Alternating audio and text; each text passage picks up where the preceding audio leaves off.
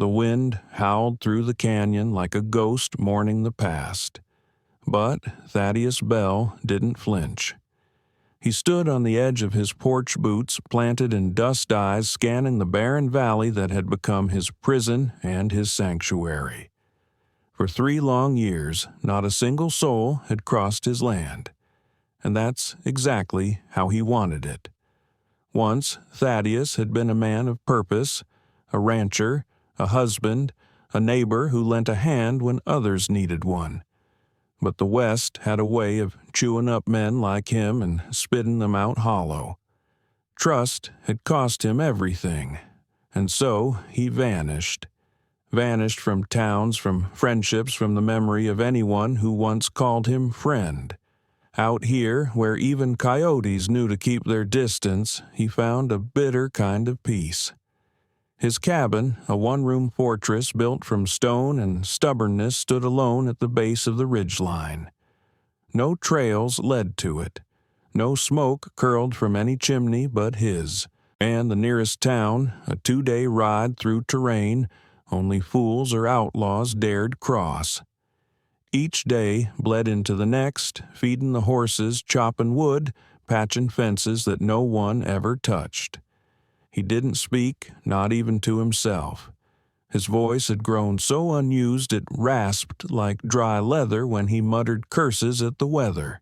He ate alone, slept alone, woke each morning wondering if the silence might finally smother the last of his guilt. But it never did. There was no escaping the memory of Sarah, his wife, stolen in a moment of weakness he would relive every night in dreams he couldn't outrun. Her voice, her laugh, even her scent, all of it haunted the wind laced through the whisper of dry grass and the creak of old wood. He'd built this life to forget, but memory was a cruel jailer. He didn't drink, didn't pray, he just waited. Waited for time to bury the past under enough silence to dull the pain. But time, he'd come to learn, was a liar. It didn't heal anything. It only gave you distance enough to see your mistakes more clearly. So, when the sun rose that morning, painting the desert gold, Thaddeus expected another quiet day of nothingness. Just more wind, more heat, more silence. What he didn't expect was the sound of footsteps. Not animal, human, not one, several. He froze hands instinctively, going to the rifle resting near the door. His heart thudded once, slow and hard. No one came here. No one should come here. And yet, dust swirled at the far edge of the fence line. 6 figures appeared, women, ragged, stumbling ghost-like in the glare of morning light. Thaddeus Bell, the man who hadn't spoken to another soul in 3 years, would soon face a decision that would shatter his solitude and drag him into a fight far more dangerous than anything loneliness ever offered. The sun was still rising when Thaddeus Bell heard the sound that shattered everything: footsteps, uneven, dragging, desperate, followed by a soft, broken voice that carried through the stillness like a prayer on the edge of death. "Please, help us." 6 figures stumbled into view just beyond his fence line, women, or what was left of them. Dirt clung to their skin like war paint, their dresses torn and blood-stained, their eyes hollow with hunger and fear. One dropped to her knees in the dust, too weak to stand, while another gripped her side where blood had begun to seep through her fingers. Thaddeus didn't move. His rifle hung loosely in his hand, but his body was frozen. It had been years since he'd seen another human being. Now 6 strangers knelt before him like shattered dolls, every line of their posture etched with exhaustion and terror. The one in front lifted her head. Auburn hair matted to her cheeks, green eyes wild and wide. "They're coming," she whispered, voice cracked and barely audible. "We've got nowhere else to go." Thaddeus's heart slammed once in his chest hard and loud. He didn't need to ask who they were. "You need to leave," he said, the words brittle with disuse. "I can't help you." But even as the sentence left his mouth, something inside him recoiled, because now he could see the truth in their bodies: rope burns on wrists, bruises shaped like fingers around throats, limps that suggested days of running on blistered feet. These weren't just women in trouble, they were prey. We were promised work, the auburn-haired one said, her voice thinner now. Teachin', sewin', Kansas territory. But they lied, took us from a church social, drugged us, sold us.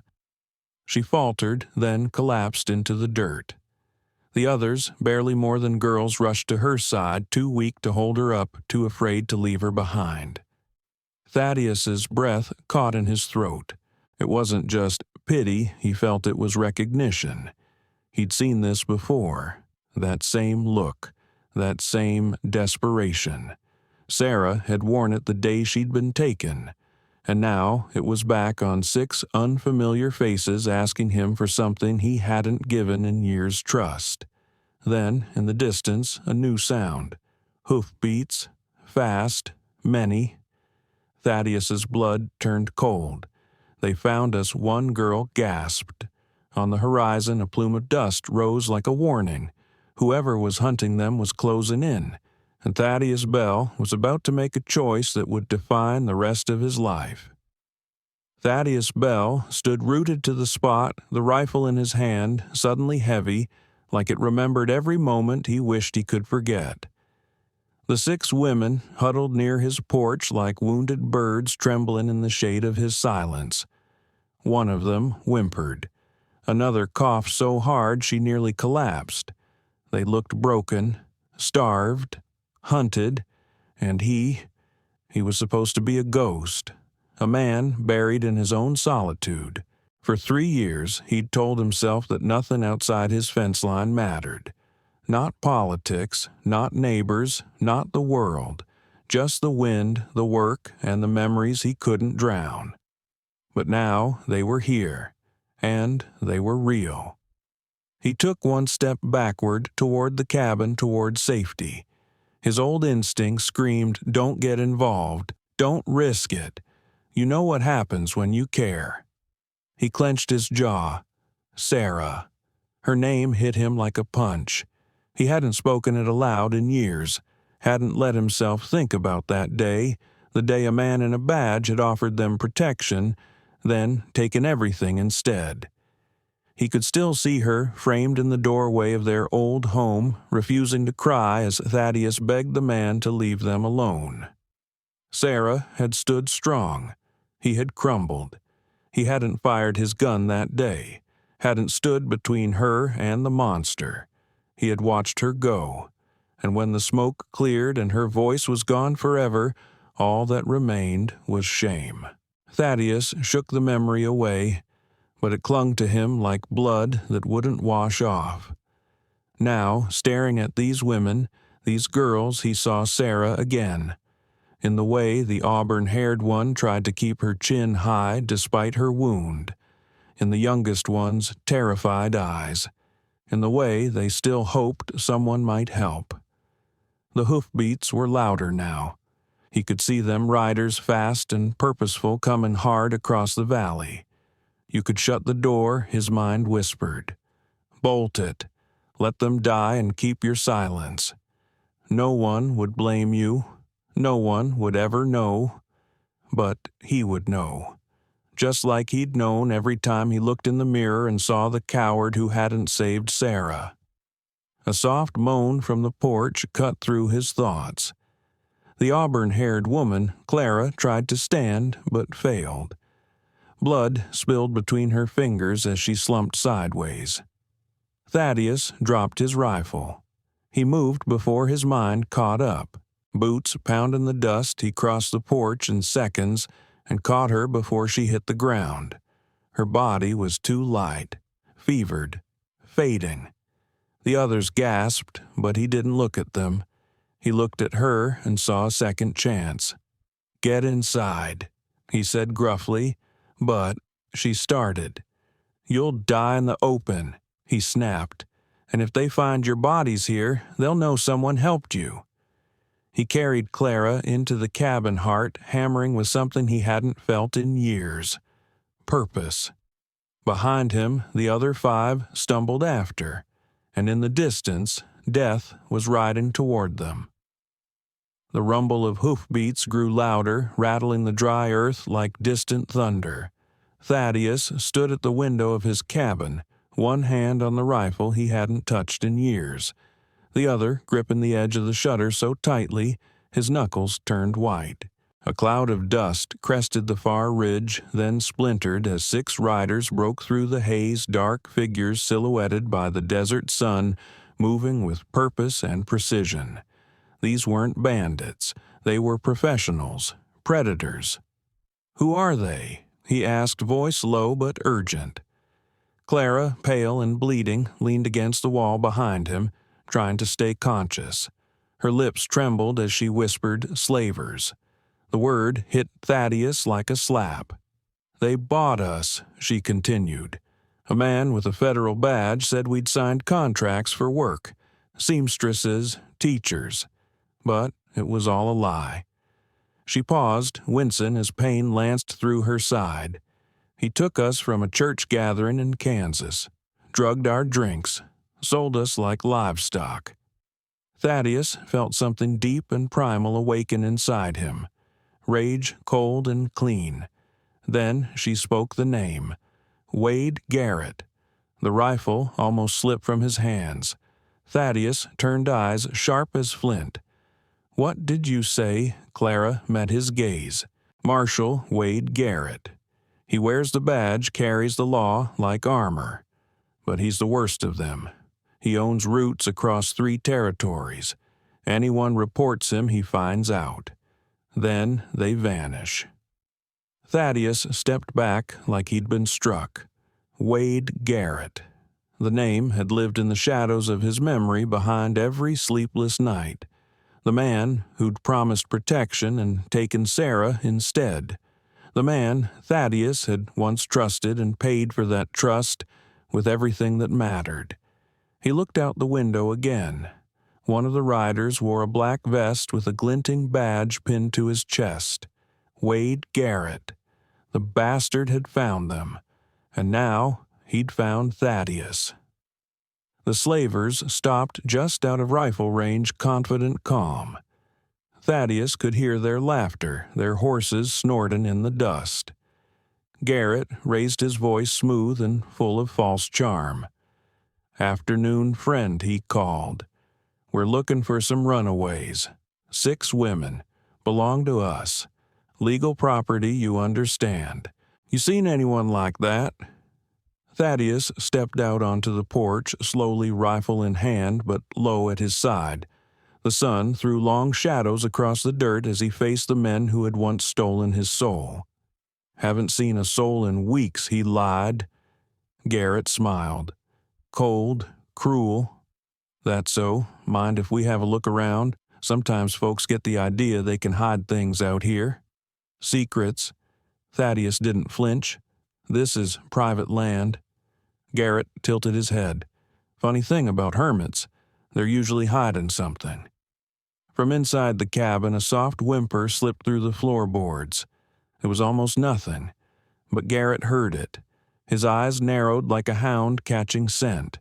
He took a step forward. Thaddeus's rifle came up fast and steady. The barrel pointed straight at Garrett's heart. "I said no," Thaddeus growled. For a heartbeat, time froze. Then Garrett's smile vanished. "Well," he said, voice flat, "now looks like you just made yourself part of the problem." And just like that, the standoff had begun. Thaddeus stood firm on the porch rifle locked on Wade Garrett's chest as the heat shimmered between them like a veil of lies. The silence stretched razor thin. 6 guns were trained on him from the yard, but he didn't care. Not anymore. Garrett's smile twisted like a serpent's. "You're making a fool's choice, Belle. These women ain't worth dying over." Thaddeus's voice was like gravel. "Neither were the lies you told me 3 years ago." Something flickered in Garrett's eyes. Recognition. then amusement. "Well, I'll be damned," he said, laughing low. "Thaddeus Bell, the coward of Willow Creek. I wondered what hole you crawled into after that mess. Never figured you'd have the spine to crawl back out." The words hit Thaddeus like a hammer, but he didn't flinch. "You killed her," he said quietly. "You killed Sarah." Garrett chuckled darkly. "No friend. You did. You were too yellow to fight. She died calling your name, screaming for the man who let her down." Behind Thaddeus, inside the cabin, something stirred. Then came a voice low but fierce. "He's lying." It was Clara. She appeared in the doorway, blood-streaked but unbroken. Her voice cut through the heat like a blade. "I was there," she said, eyes locked on Thaddeus. "I saw what happened." Garrett turned sharply. "Shut your mouth, girl." But Clara stepped forward, staggering with pain, refusing to be silenced. "Your wife, Sarah Bell," she said, her voice steadying. Blonde hair, blue eyes, scar on her left hand from a kitchen fire. Thaddeus's breath caught. "She didn't beg. She didn't scream for you. She fought, like a wild thing. Broke a man's nose, nearly gouged out another's eye." Garrett's jaw tightened. "You don't know what you're talking about." "She died cursing you," Clara continued. "Not her husband. She believed Thaddeus would come for her. She believed he hadn't abandoned her." The world tilted. For 3 years, Thaddeus had lived with the weight of cowardice, certain that Sarah had died, believing him weak, a man who wouldn't fight. That belief had built the prison he lived in, the silence, the shame. But now Clara's words cracked that wall wide open. He staggered back a step, eyes locked on Garrett, who no longer looked smug. No, now he looked wary. "Touched a nerve, didn't I?" Garrett had said. Yes, he had, but not the one he thought. "You stole her," Thaddeus said, his voice a storm barely contained. "Then you murdered her and sold your lies to bury the truth." "She was a price," Garrett hissed, his mask slipping. "And you wouldn't pay it." "I shouldn't have had to," Thaddeus replied. "But I should have fought." His finger tightened on the trigger. Behind him, Clara's voice rose. "She'd be proud of you. She died believing you'd come. And now, you finally did." Thaddeus felt it then, the terrible weight he'd carried for years, start to lift just enough for him to breathe. Garrett saw it too, and for the first time his confidence cracked. "I'll finish what I started," he growled, reaching for his pistol. But Thaddeus was faster. The rifle roared. Garrett flew backward off the porch, a red bloom spreading across his chest as his body slammed into the dust. And with that shot, the past shattered. Justice had finally come. The shot that dropped Wade Garrett didn't just pierce his chest. It shattered the fragile calm that had hung in the air like a held breath. For a moment, there was silence. Then chaos exploded. The remaining 5 slavers opened fire almost simultaneously, bullets tearing through porch beams and shattering the cabin window. Wood splintered. Glass screamed. Thaddeus dove behind the old water trough, his rifle clutched tightly, heart pounding like war drums in his chest. He worked the lever and fired again, dropping one of the riders clean off his horse. Dust and blood erupted as the man hit the ground, twitching. The others scattered, dismounting in practiced motion, seeking cover among rocks and fence posts. Trained killers, Thaddeus thought grimly. And he was just one man. Or so he thought. The cabin door flew open behind him. Clara staggered out, her face pale, her dress soaked with blood, but in her shaken hands she held a double-barreled shotgun. "Get away from our land," she screamed and fired both barrels. The blast tore into one of the slavers crouched by the corral post. He screamed as he went down, clutching his leg and howling in agony. The distraction was enough. Thaddeus pivoted, fired again, and clipped another man in the shoulder. The attacker spun, dropped his weapon, and crumpled to the ground. 2 left. Then, unbelievably, more movement at the cabin. The other women were emerging, armed with whatever Thaddeus had hidden in his root cellar, old revolvers, a rusted hunting rifle, a broken stock carbine. They were bruised, feverish, barely standing. But they were fighting. They took cover behind barrels and rocks, firing with grit more than accuracy. But it was enough. The sudden resistance rattled the remaining slavers. One panicked. He broke for his horse, only to take a shot through the thigh from the youngest girl, Grace, who could barely lift the rifle, but still managed to drop him.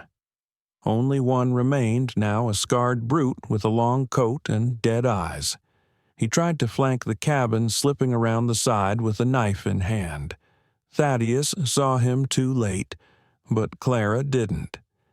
She stepped into his path, bleeding, trembling, and pulled the trigger on a pistol so old it looked like a relic. Click. Misfire. The man grinned and raised his knife. A second later, a deafening boom echoed through the canyon. Thaddeus had fired point blank. The man collapsed without a sound. Then, at last, stillness. Smoke hung in the air. Bodies lay sprawled in the dust. The desert had claimed its due. Thaddeus slowly rose from cover rifle, still in hand, eyes sweeping the field. He expected more. Another wave, some trick. But it was over. He turned toward the women, his accidental army, and saw them collapsing where they stood, exhausted, shaking, alive. Clara leaned against the porch beam, blood still pouring from her side, but a smile ghosted across her lips. "You're a good shot for a hermit." Thaddeus let out a breath he didn't realize he'd been holding, and for the first time in 3 years he felt alive. Not because he'd survived, but because he'd stood up, because he hadn't run, because this time he fought back. The wind returned first. It swept across the valley like a sigh from the heavens, stirring dust around the fallen bodies, carrying away the last echoes of gunfire. The silence that followed was different now. Not the lonely kind Thaddeus Bell had clung to for years, but the raw, ringing kind that came after blood had been spilled and lives had been saved. He stood in the middle of his porch rifle, slack in his hands, staring down at the crumpled body of Marshall Wade Garrett. The man who had haunted his every dream, every moment of silence, every regret, was finally dead. But it didn't feel like triumph. Not exactly. The others, Garrett's men, had scattered in fear, leaving their wounded and dead behind. None dared look back. Whatever they had expected when they rode into this valley, they hadn't expected resistance, and they certainly hadn't expected it from 6 wounded women and 1 hermit whose soul had been asleep for 3 years. Clara was sitting against the porch beam. Now her eyes closed, her breathing shallow but steady. One of the others, Grace, was cleaning her wound with trembling hands and water from the trough. The others moved slowly through the aftermath, checking that their nightmare had truly ended. One wept quietly as she pried a revolver from a dead slaver's hand. Another sat cross-legged in the dirt, staring at nothing, as if waiting for her body to believe she was finally safe. Thaddeus's eyes returned to Garrett. The man's badge was still pinned to his chest, glinting in the sun like a mockery. A symbol of justice, worn by the worst kind of devil. Thaddeus knelt beside the body, his hands shaking not from fear, but from the weight of everything that had finally come full circle. "You took everything from me," he whispered, not to the corpse, but to the part of himself that had died when Sarah did. "You made me believe I failed her, that I ran." His fingers brushed the edge of Garrett's badge before tearing it free and tossing it into the dirt. "She died fighting," Clara had said. "She believed you'd come." He closed his eyes. For 3 years, he had carried the crushing belief that he'd abandoned Sarah in her final moments, that her last breath had been a curse on his name. But that wasn't true.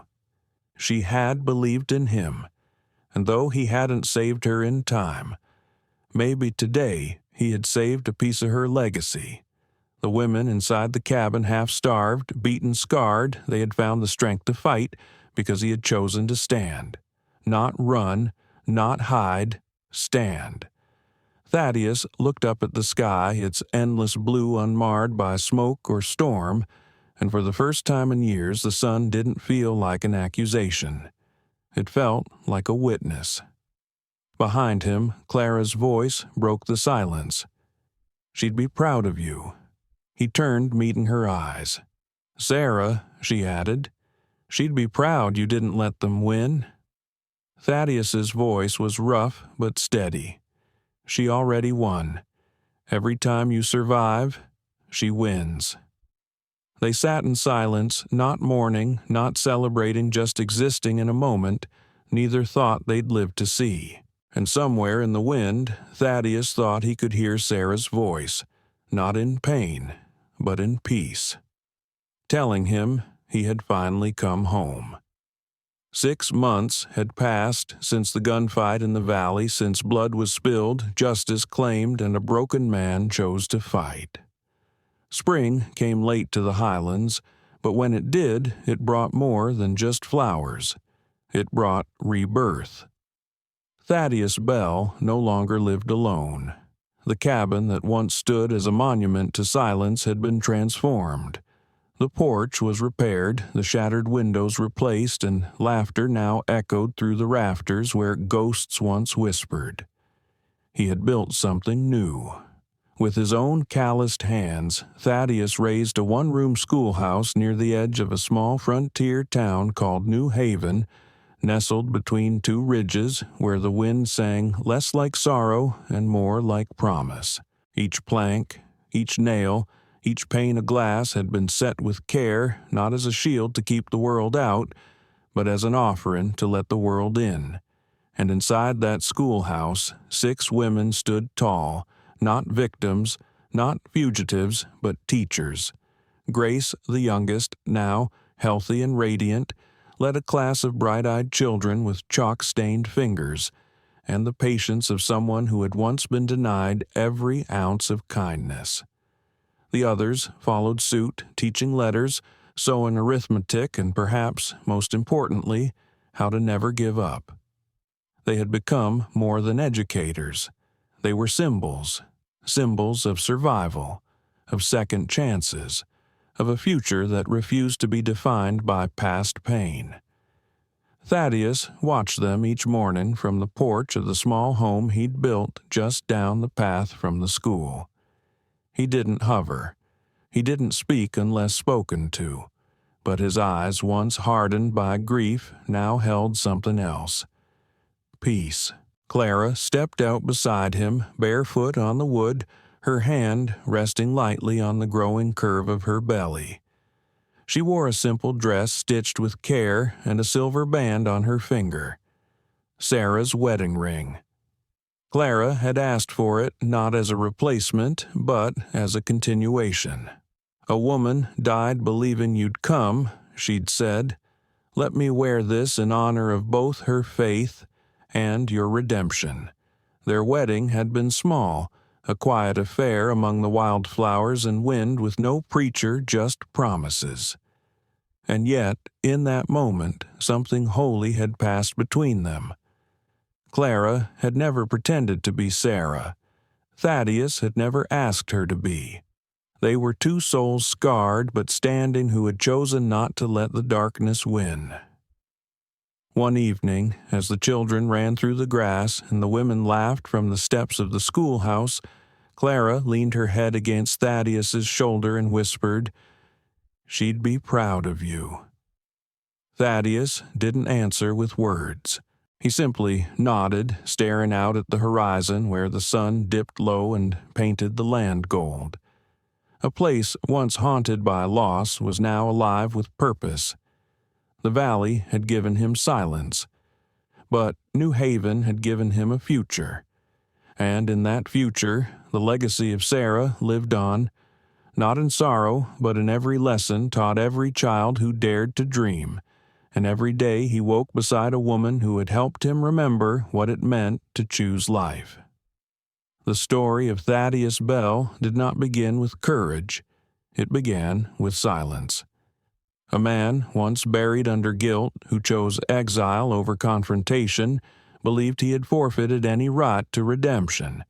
But the West has a strange way of testing men, not when they are strong, but when they are broken. And that's where true courage is born, not in fearlessness, but in the decision to stand anyway. When 6 desperate women appeared on his doorstep, Thaddeus didn't rise like a hero. He hesitated, he resisted, he trembled, but he acted. And in doing so, he discovered that courage is not the absence of fear, it's moving forward despite it. This story isn't just about a shootout or revenge. It's about the long, hard road between regret and redemption.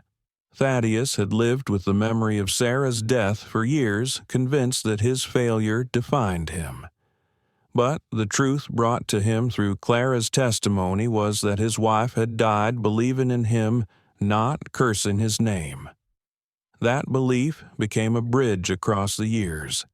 It showed him that even the worst pain can be healed not by forgetting the past, but by choosing differently in the present. Thaddeus didn't undo his mistakes. He faced them, and in that painful, honest reckoning, he found something he thought was lost forever: peace. Clara and the other women, too, were shaped by suffering, but they refused to remain victims.